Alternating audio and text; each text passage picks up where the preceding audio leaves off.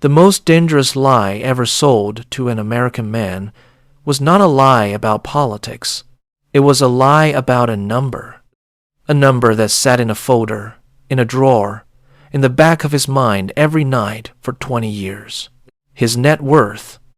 And in the fall of 2008, that number, the one he had built his entire identity around, was revealed to have never actually existed at all. You know this feeling, even if you have never put words to it. That quiet certainty that the ground beneath you is solid, right up until the moment somebody proves it was never anything but a floor made of paper. Let me tell you about a man named Robert. Robert is 58 years old. In the spring of 2008, he sat down and did what a responsible man does. He pulled his statements, his 401k, his home equity, his pension estimate from the company he had given 31 years of his life to. He added it up the way his father taught him to add things up, and he landed on a number just north of $800,000.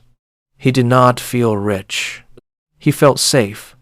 There is a difference between those two words, and by the end of that year, Robert would understand the difference better than any professor could ever teach it to him. Robert did everything right. He never carried a balance on a credit card. He paid extra on his mortgage every single month for 11 years straight. He turned down the boat his brother-in-law bought. He turned down the second house at the lake.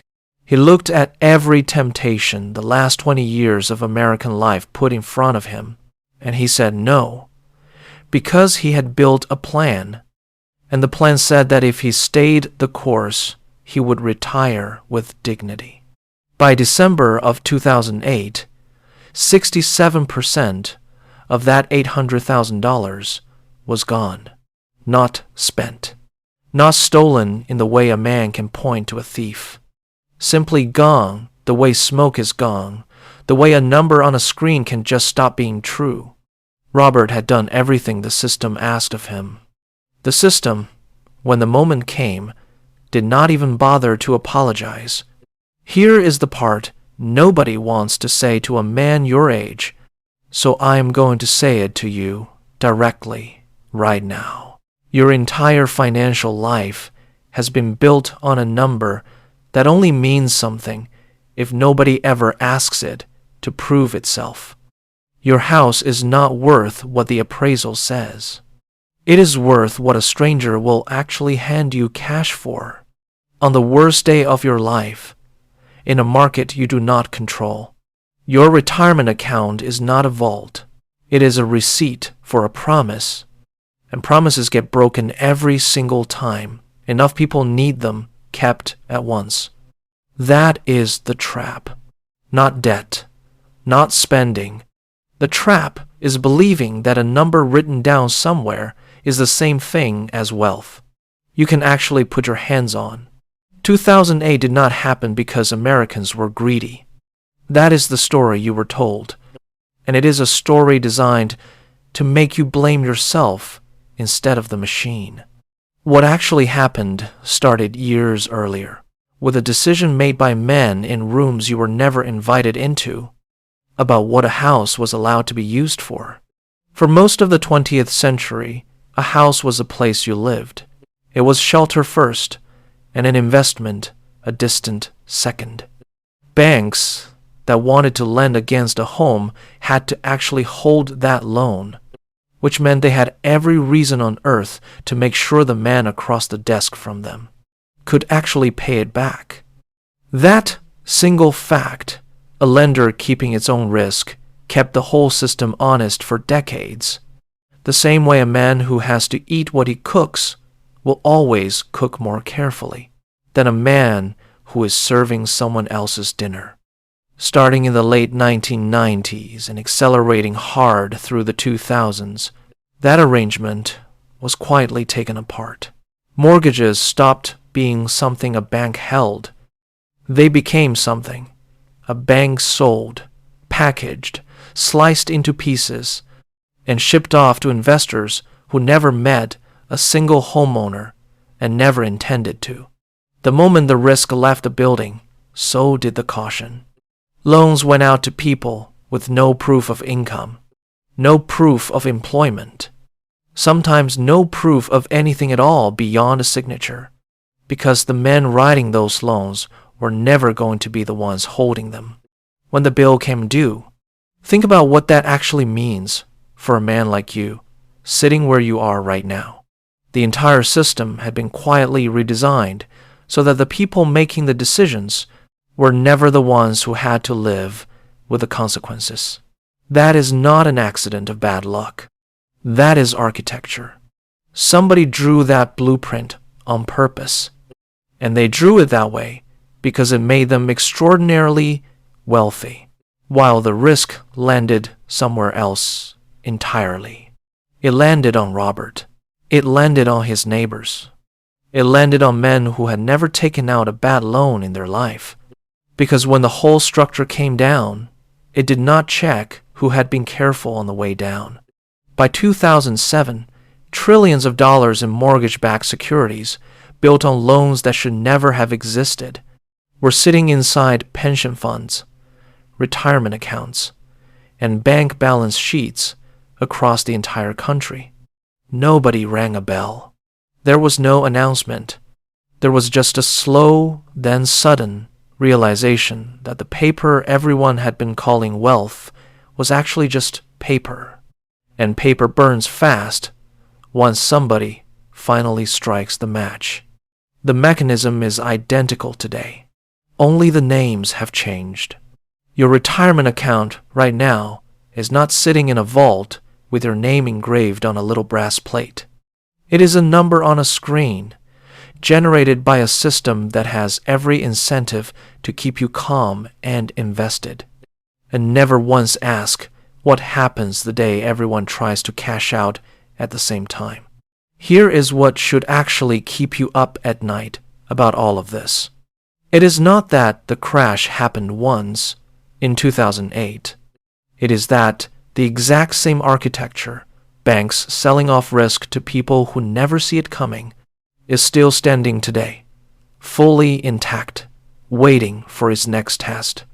Let me tell you about a different kind of man, because Robert's story only proves half of it. His name is Marcus, and Marcus did the opposite of everything Robert did. Marcus believed in leverage. He believed the financial advisors, the magazine covers, the whole chorus that told him a smart man uses other people's money. By 2007, he had refinanced his home twice, pulled equity out both times, and used it to invest in a second property he was certain would double in 5 years. He carried a home equity line, a car loan, and a business loan for a franchise he had opened with his brother. Every monthly payment was current. Every bill was paid on time. On paper, Marcus was a success story, a man who understood that money makes money, a man other men at the barbecue asked for advice. When the crash hit, the bank that held Marcus's home equity line did something he did not know they were legally allowed to do. They froze it. Overnight, with a letter, not a phone call, they simply shut off access to a credit line he had been counting on to bridge his business through a rough quarter. The property values that backed his second house collapsed by more than the entire equity he had pulled out of it. His franchise, dependent on local spending that vanished overnight, could not make payroll within 8 months. Marcus did not lose his shirt because he was reckless. He lost it because he trusted an institution that had already decided, in a room he was never in, that it would protect itself first and explain later. This is what almost nobody tells you plainly. Robert, who owed nothing, and Marcus, who owed everything, both ended up in the same place. Robert lost a number in his account. Marcus lost a number and the roof over his family's head. Two completely different strategies, both built entirely on trusting a system that was never designed to protect the man following the rules. It was designed to protect the system. Here is the part that is going to make you uncomfortable. There was never a version of this where playing it safe or playing it aggressive actually mattered, because the game itself was rigged at the foundation, not at the edges. You cannot outsmart architecture. You can only decide whether you are going to keep building your life on top of it. Think about a casino for a second. And I do not mean that as an insult to you. I mean it as the clearest picture of how this actually works. A casino does not need every single hand to go its way. It only needs the math to favor the house over millions of hands across millions of players over a long enough time. The bank does not need every mortgage to be good. It needs enough of the losses to land on somebody else's balance sheet and enough of the profits to land on its own, and it will restructure the entire table if that is what protects the house edge. In 2008, the house edge got protected. The institutions that built the collapse received support to keep functioning. The men who trusted them, men like Robert and men like Marcus, received a lecture about personal responsibility and a foreclosure notice. That is not a conspiracy. Nobody needs a conspiracy when the incentives are already lined up that clean. It is simply engineering.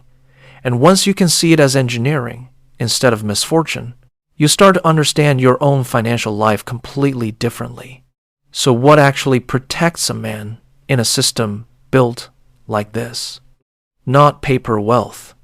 Not a number on a screen that only means something if nobody ever tests it. What protects a man is what the system cannot freeze, cannot repossess, and cannot revalue overnight with a letter in the mail. Paid-off assets a bank has no lien against. Cash reserves sitting outside the investment machine entirely. Not earning much, but answering to nobody. Income that does not depend on a single employer's mercy or a single institution's good faith. Skills and relationships that exist whether or not any bank ever opens its doors tomorrow morning. None of that is exciting. None of that will ever be featured on a magazine cover next to a man standing in front of a boat. But it is the only kind of wealth that has ever actually survived contact with 2008, 1987, or whatever the next one turns out to be called. The wealth that survives is the wealth nobody else can touch, freeze, or reprice while you are asleep. Robert is 66 years old now. He works 2 days a week doing consulting for his old company, not because he has to, but because the 11 years he spent paying down that mortgage early meant that when the crash came, his house, at least, could never be taken from him. He rebuilt slower than the stock market did. He rebuilt on his own terms, in cash, in things a letter in the mail could not touch. He tells people now that the crash did not ruin him. It corrected him. It showed him, at 58 years old, the difference between a number and a possession, and he has never confused the two again. You are going to hear a lot of noise for the rest of your life, telling you that the answer is to invest more, diversify more, trust the professionals more. Some of that noise is even well-intentioned, but underneath every piece of that advice is an unspoken assumption that the system holding your wealth is stable, honest, and built to protect you first. 2008 proved that assumption wrong in the most expensive classroom in American history, and the tuition was paid by men exactly like you. The question you are actually being asked, underneath everything else in this story, is not what should you invest in next. It is what kind of man you want to be standing on when the next letter arrives in the mail. A man standing on paper, hoping the number holds. Or a man standing on ground he actually owns, the kind no bank, no market, and no crash can ever quietly reprice while he sleeps. Own what cannot be frozen. Hold what cannot be repossessed. Trust what does not depend on a stranger's good faith 3 states away. That is not fear. That is the only lesson 2008 was ever actually trying to teach you. And a man who needs nothing from the system is the only man the system cannot control.